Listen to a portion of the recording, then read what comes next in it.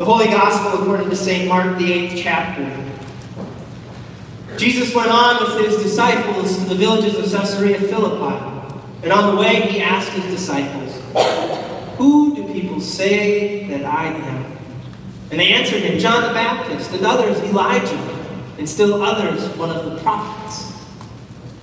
He asked them, "But who do you say that I am?"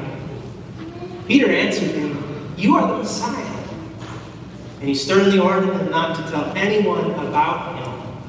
Then he began to teach them that the Son of Man must undergo great suffering and be rejected by the elders, the chief priests and the scribes, and be killed, and after 3 days rise again. He said all this quite openly, and Peter took him aside and began to rebuke him. But turning and looking at his disciple, he rebuked Peter and said, "Get behind me, Satan, for you are setting your mind not on divine things, but on human things." He called the crowd of his disciples and said to them, "If any want to become my followers, let them deny themselves, take up their cross, and follow me. For those who want to save their life will lose it. And those who lose their life for my sake and for the sake of the gospel will save it. For what will it profit them to gain the whole world and forfeit their life? Indeed, what can they give in return for their life? Those who are ashamed of me and of my words in this adulterous and sinful generation, of them the Son of Man will also be ashamed when he comes in the glory of his Father with the holy angels." The Gospel of the Lord. Praise to you, O Christ. You may be seated at this time. I invite our children to come forward. Any children you got here today, come on up. Come on up, take a seat here for a bit. Good. Good for coming. Good deal. Thank you. Good deal. Good. Come on up and sit. Now we don't all have to sit on the step, because then I've got to lean way out to see. If you want to sit on the floor in front so I can see you, that would be fantastic. You don't have to listen to me. All right?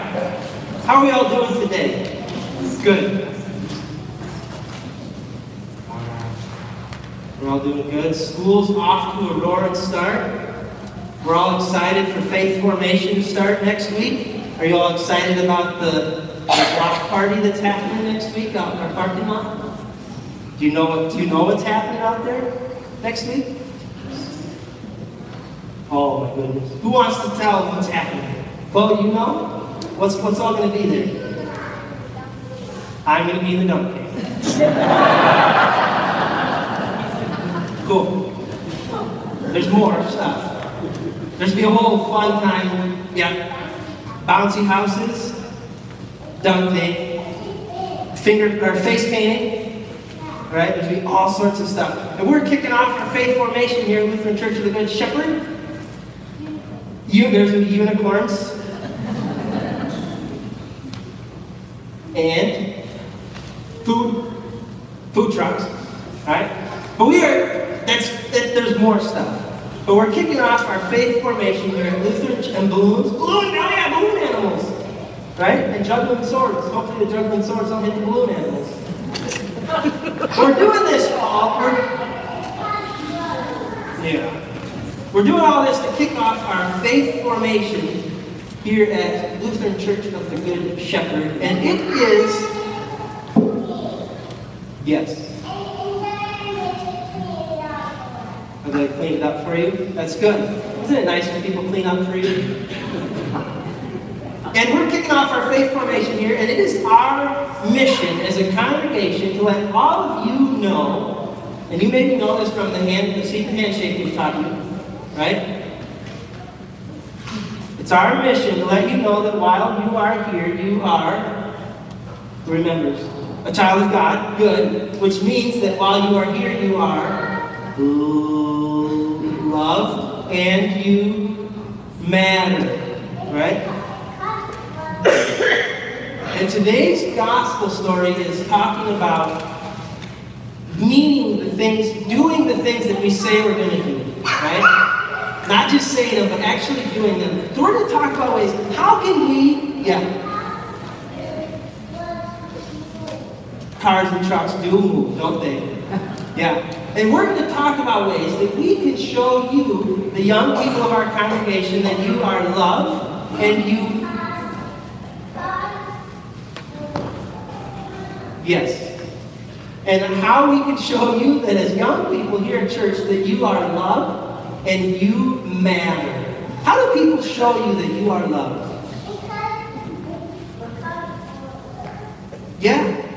Yeah, exactly. When you have things to say, they stop and listen. Right? Yes. Yeah. How else are you showing that you are loved? How do people show you that they love you and that you matter to them? Do they give you high fives when they see you? Right? Well, how else? Do they give you hugs when you need them? Do they ask you things that you want to do?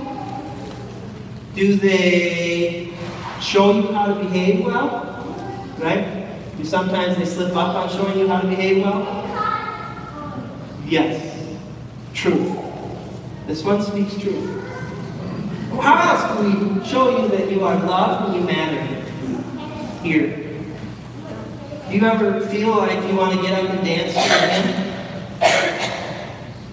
When some of the hymns play, do you ever feel like you want to get up and dance? Yeah? And do people pick you up and sit you back down in your pew because that's what kids are supposed to do in church, or they let you dance? They let you dance, don't they? Right? Because kids are going to be kids. Right? How else? How else can we show you that you are loved and you matter? Have you ever been shown, has anyone ever shown you that they love you? How? Giving us hugs, right? Maybe people will give you hugs. They should ask you first if you want one and if it's okay, right? Yes. True. Right?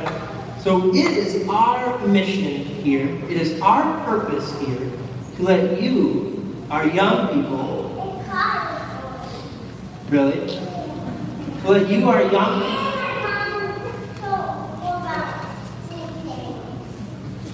ooh, sometimes people say mean things. That's too bad, right? And what happens when someone says mean things? And they say nice things. That's good.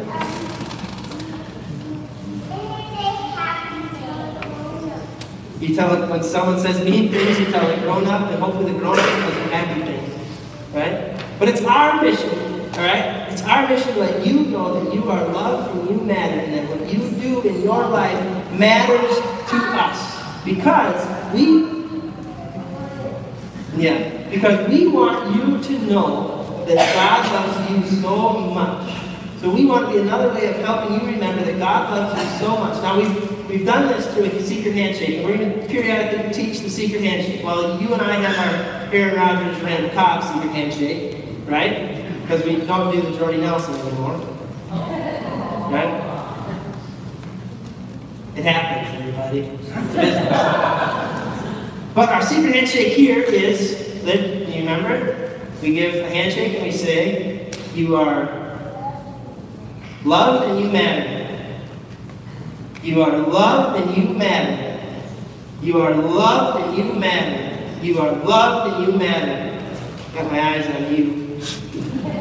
You are loved and you matter. You are loved and you matter. You are loved and you matter. Cam, Knuckles, you are loved and you matter. Now, you are loved and you matter. Now we're gonna say a prayer, and then you're gonna go back to your seat, and when we do, and you get your chocolate because you're behaving, right? And on your way back to your seat, I want you to give 5 handshakes. Okay? Some to people you know, maybe some to strangers. And I want you to tell them they are loved and they matter. Got it? So we got 1, 2, 3, 4, 5, 6, 7, 8, 9. So that'll be about 45 people we reach. Plus you 9 is 54, and I'm 55. So some of you are going to have to expand on, you're going to have to do this too, so we're sure we reach everybody today. Got it? Good. Because we want, yes, sir. I've got ideas so we can reach everybody. We got ideas.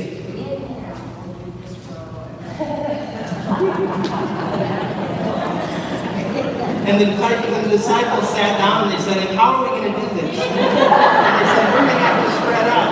This is good. I like you. Problem solvers. All right, so you kids sit down.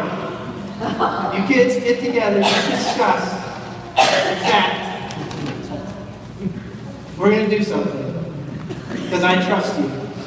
No, listen up. Listen up. You guys, you ready for this? You ready for this? Here's what you're going to do. You're going to sit down. You're going to go back to the carpet back there. You are all going to cooperate. And you are going to plan how you're going to reach everybody. Okay? They're going to do it. Don't laugh. Because we're going to pray first. Okay? So you're going to go back. You're going to sit quietly. I'm going to do my sermon. It's fine. So after we pray, you're going to go back there. You're going to discuss how you're going to reach everybody in the pews during the next hymn. Okay? And then during the next hymn, you're also going to have to collect the offering for the, well, holy smokes. Can we do it? Can I trust you?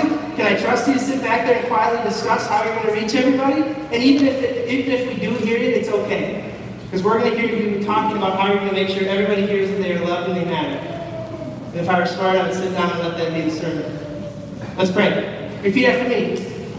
You ready? Dear God, we thank you for loving us and telling us we matter. God, this is fun. Getting to tell others that they are loved and they matter. God, you are an awesome God. You love us and we love you. And all God's children together said, amen. So now what are we going to do? We're going to go quietly back to you guys are going to go quietly back to the carpet. And when you get done with your plan, you can go back to your parents, okay? We just need to come up with a plan to make sure we reach everybody. Got it?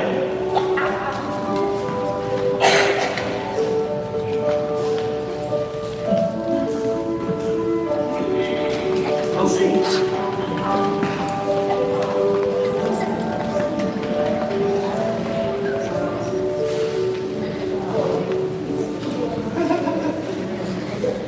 This is fun. People of God, grace to you and peace from God and from our Lord and Savior Jesus Christ. Amen. If anybody wants to get in on the conversation and the plan making, you're welcome to go do that. Okay? If you don't want to, you don't have to be a part of the plan making, but it's going to happen.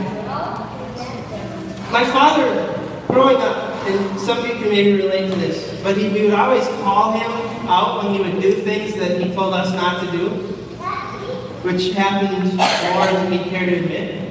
And he would always tell us, what do I always tell you? And we would all in unison say, do as I say, not as I do. Right? Okay? So we hear the disciples and Jesus kind of have this exchange.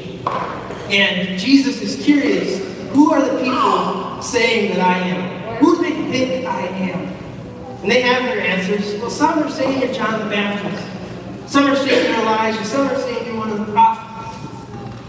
But Jesus turns around and said, okay, we know what the people are saying, but who do you say that I am?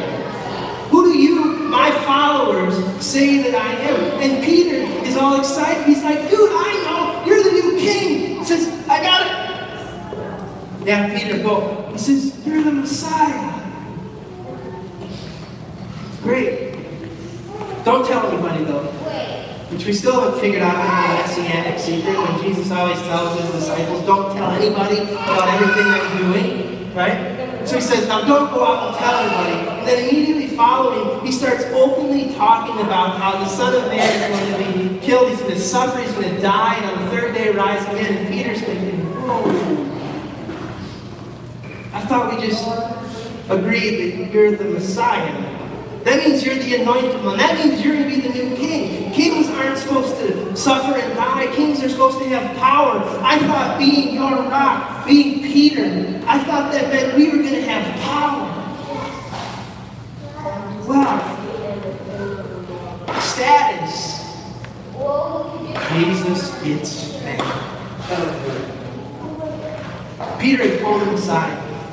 He said, you just told me you're a king. Jesus yells at him, get behind me, Satan. You've set your mind on human things, not on God things. This is an exchange focused on identity. Who we are as people of God. Who are we as people of God? What does it mean that our Messiah, the Anointed One, is going to suffer and die and on the third day rise again? It wasn't what Peter and the disciples expected to hear from their king. They hoped that he would say, you're all going to have great power because of me. You're all going to have wealth because of me. You're all going to have great status because of me. You all will be respected in the marketplace. People will bow down to you, worship you. And instead, Jesus says, no, I'm going to suffer and die. And Peter feels this whole idea that he had of being a Jesus person crumbling under his feet. Jesus tells him that anyone who wants to follow me, take up their cross, deny themselves, and follow. Who do we say that Jesus is? I think he's talking to us today. We think we have this power. We want that power. We want that status. We want that wealth. We want those things. We want those human things. And we forget about the God things that come with being Jesus' people. Because if we forfeit the God things for those whatever you want to call them, is it worth it? If we forfeit that eternal life for that status, is it worth it? Oh, that's not easy to hear. It's not easy to hear that we've maybe been doing it wrong. And I was struck by one of the verses in our gathering song, will you love the you that you hide, right? I wrote it down. Will you love the you hide if I will call your name? Ooh. Will you love the you that you don't want people to know? Realize that God still loves you? Right? Will you love the you hide? To realize God's heart. See, because Jesus takes this exchange that he has between he and his disciples, and he kind of asks us the question. And he kind of flips it around to his disciples, and he flips it around to us hearing this word now. And I'm reminded of a question that a colleague of mine asked his congregation last week. He said, I want you to go about your week, and I want you to find 3 people to ask, what's it like to be on the other side of me? I have a list of people I will not ask that question to, because I don't think I want their answer. What's it like to be on the other side of me? I'm not going to ask my wife that. I might not ask Deanne that. Right? But what is it like to be on the other side of us? Do people know that we are Jesus' people? Who do people say that Jesus is because of us? Think about that. Now, if people look at us and say, oh, they go to Lutheran Church of the Good Shepherd, is it going to be a good image of the church or bad?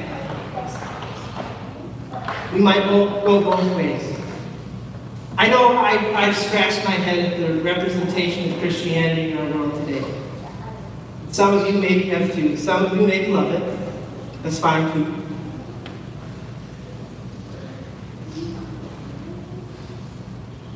But we set our minds too often on human things. We're Peter, the rock, on whom the church would be built. We think, all right, we've got Jesus. That means and power and status. We think it's the club we can bring into any argument we have and we're going to win. We forget the Son of Man must suffer at the hands of the chief priests, the scribes, and the elders, and die, and on the third day rise again. It's an interesting question to ask ourselves in the world today. Who do they say that Jesus is? Who do we say that Jesus is? Who would people say Jesus is because of our actions? So I challenge you.